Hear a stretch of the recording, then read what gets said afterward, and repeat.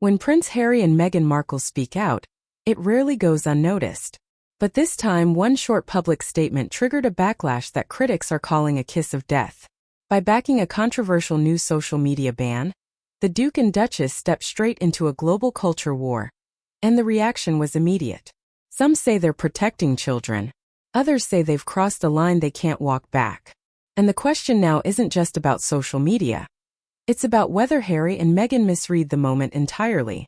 Australia just made history. The country announced a world-first move to ban children under 16 from having social media accounts on major platforms. Instagram, TikTok, Snapchat, YouTube, all included. The government framed it as a bold stand against online harm, rising anxiety, and digital addiction among kids. Tech companies were told to enforce age verification or face massive penalties. To supporters, it sounded overdue. To critics, it felt extreme. And just as the debate exploded, two very familiar names weighed in publicly. But that wasn't the whole story. Through their Archewell Foundation, Prince Harry and Meghan released a statement praising Australia's decision as a step toward protecting children from online harm. They framed it as an act of responsibility, putting young people's mental health ahead of corporate interests. But they didn't stop there. They also warned that the ban alone wouldn't fix the deeper problem, calling it more of a temporary patch than a real solution. That nuance didn't soften the reaction. In fact, for many it made things worse. Because suddenly the couple weren't just observers, they were participants in a political and cultural fight. And people had opinions. This wasn't just another celebrity comment. Harry and Meghan have built much of their post-royal identity around media criticism, online harm, and mental health advocacy.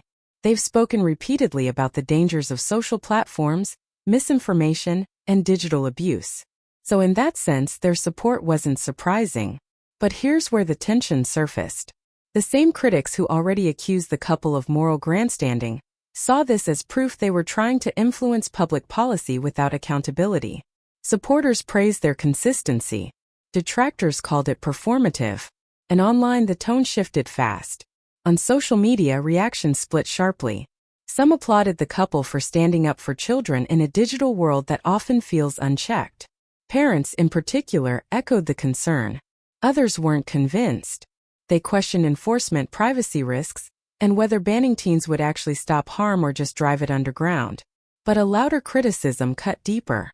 Many commenters didn't argue the policy at all. They argued the messengers. The sentiment was familiar. Why them? Why Harry and Meghan again? And that's where the kiss of death narrative began to take hold. Certain media outlets and commentators went further, suggesting that the couple's endorsement could actually damage public support for the ban itself. The phrase kiss of death started circulating, the idea that any cause publicly backed by Harry and Meghan immediately becomes polarizing. It wasn't about the policy anymore. It was about brand fatigue.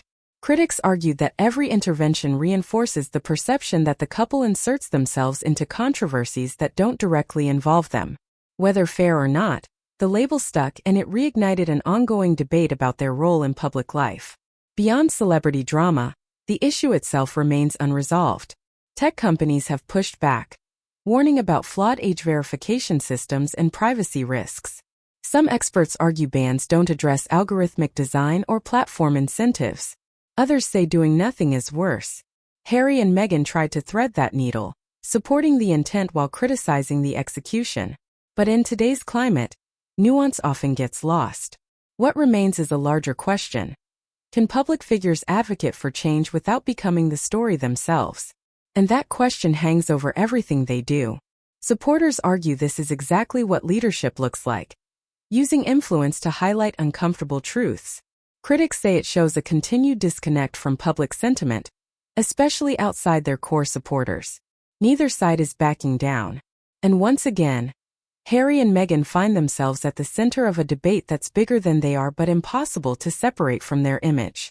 Which raises one final thought: this wasn't just about a social media ban. It was about trust, fatigue, and how much influence public figures should have in shaping global conversations. For some, Harry and Meghan are using their platform responsibly. For others, they've become a lightning rod that overshadows the issues they claim to care about. So was this a principled stand, or another example of why their every move sparks backlash? That answer may depend less on policy and more on how much patience the public has left.